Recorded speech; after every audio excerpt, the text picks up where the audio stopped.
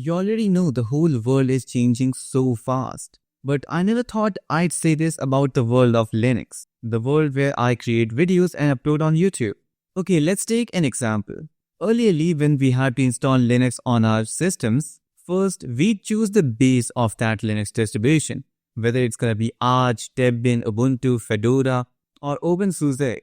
And that was really important part. If you are a creative professional, go with Ubuntu or Fedora. If you're a gamer, go with Arch-based or Fedora-based distributions. If you want to use the server, like the server things, go for Ubuntu or Debian or Fedora. Like, it was obvious where you had to go if you want to install Linux. And then the second thing would come about the desktop environments, and it would always be a second choice. Let's say I choose Fedora. We only had options for a few, like the official workstation with GNOME Desktop, or the spins we had about Budsheet or KDE, Cinnamon, and other desktops. It was always the second choice. But the world is changing right now. Now the things are like this. First, choose the desktop. How do you want your desktop to look like? If you want something like really fluid, macOS-like desktop, go with GNOME. If you want a really functional and powerful desktop like Windows, go with KDE. If you want minimalism, but you want animations, really beautiful designs, just like me, go with Hyperland. And there are so many other options. And all of them are designed particularly for a specific set of people. And this is the right way to do it. This is the right way to install Linux. And this is how the world is changing right now. Let's say, you chose GNOME Desktop. Now you have options in Ubuntu, Debian, Fedora, Arch, everywhere, okay? So things shifted. But today, I saw that things have shifted too much that you can just skip the distribution part. You don't need to think about Ubuntu, Arch, Fedora, or any other one. And the desktop is a whole operating system. Like really, these days now, the organizations which were developing desktops like GNOME and KDE have created their own operating systems, which are totally functional and awesome. So the world is changing. Till now, I've been using GNOME operating system for some time, like GNOME operating system nightly builds, which means in the alpha state. Let's say if you want to try out GNOME 49's desktop, then you can just go to the website and download the alpha version. You can test out new version, new features of GNOME desktop. It was not properly made to do daily driving, but KDE did the right thing. They went all in. They actually are developing their own Linux distribution, KDE Linux. It is an immutable distro which has KDE as the base.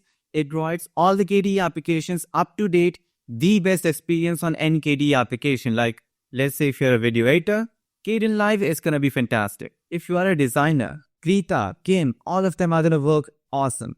And even then, it's immutable. So, no worry, you have all applications. You have access to all the applications from Flatpak, Snaps, whatever you choose. And to be honest, this is how things are supposed to be. Because till now, the biggest drawback of people who were switching from Windows or macOS to Linux was that the desktop was too complicated. Like they cannot do normal, usual daily driving. Just opening the desktop, launching an application, or changing a few system settings and configuring their setup. It was all normal stuff. You didn't need any package management and distribution in that. All those people wanted was just a normal software center or an app store where they can install applications and use it on a desktop and let's say do normal stuff, okay? Linux was being too hard for all those people. That is the reason GNOME and KDE are actually going a little more minimalistic, simple, and yet really powerful and beautiful desktops. While on the other hand, people like me and you, we all like customization, the power which comes with Arch plus Hyperland setups or other desktops. We are all power-hungry users who want total control in the operating system. For us, Linux has done an awesome job, but they need to pitch the broader audience as well. Because Linux has the potential to defeat Windows, but the only place it's lacking is, the anti-cheat systems of games. It's a real pain.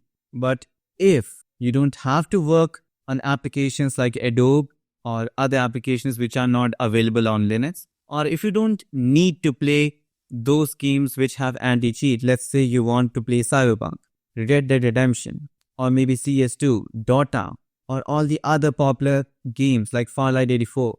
All of those games work awesome, flawlessly, and really smooth on Linux. Way better than Windows. Yep, it has its perks, and the unavailability of AAA titles who have anti-cheat and Adobe application is the only drawback Linux has. Except that, it's perfect. And now, the things in the world of Linux are changing. Alright, let's talk about the two things which I've talked, KDE Linux and GNOME OS. You see, KDE Linux is something entirely new, while GNOME OS, it existed before already, but it was mainly for seeing the new features or upcoming features which will be coming in GNOME Desktop. But in terms of KDE, KDE goes all in and becoming the whole distribution for daily driving and everything else. You know, the goals of KDE is big, like really big. And one of the best part which I like about both of them is that both of them are built on immutable base. The system is locked down for stability. And you know, like I'm not a fan of KDE Linux because it still has a lot of issues. Even though it's in alpha stage, yep.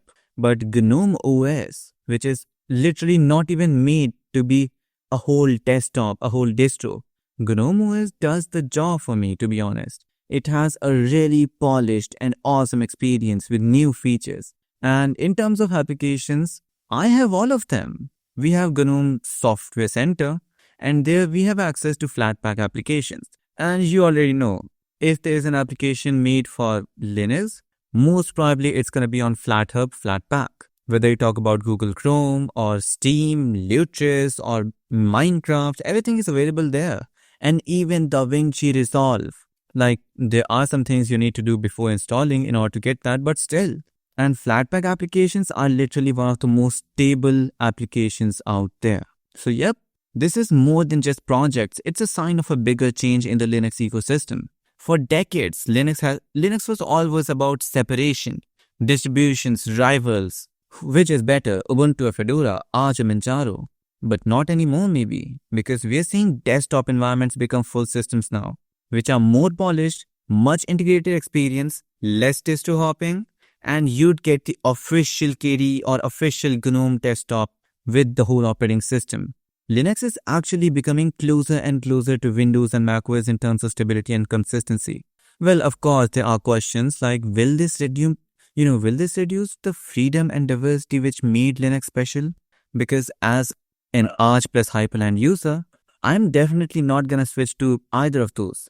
But still, it's a good sign that the world of Linux is changing in the right direction. Let me know in the comments what do you think about it, and yep, I hope you've enjoyed the video.